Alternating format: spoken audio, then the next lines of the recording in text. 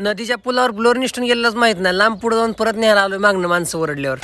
सकाळ सकाळ ट्रॅक्टरची सगळी कामावर मला ट्रॅक्टर सर्व्हिसिंगला लावायचा होता, त्याच्यामुळे आता मला ह्या दोन्हीच्या बदल ट्रॅक्टर काढायचा होता. पुढं विहीर मागं गाडा पुढं ब्लोअर. त्यासाठी ट्रॅक्टर कंपनीने एक सिंगल ब्रेकची सुविधा दिलेली आहे. ड्रायव्हर लॉक असते, सिंगल पॅडल दाबा 360 टर्न होते. मस्तपैकी गावाकडल्या सकाळीचा आनंद घेत मी पोहोचलो.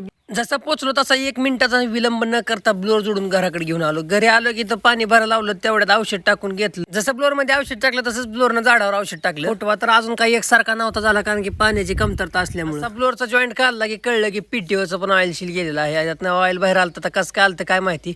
आता एक पाण्याची कमतरता असल्यामुळं बागेतला अजून एक बोर चालू करावं म्हणलं. तेवढ्यात नाना मागणं म्हणतात थांब मला बी होती. म्हणलं आता तुमचं काय काम आहे तिकडे, तर म्हणलं नसली जळलेली मोटर तू जळून ठेवशील. पण तसा काही योग आलेला नव्हता, मोटर आधीचीच जळून बसलेली.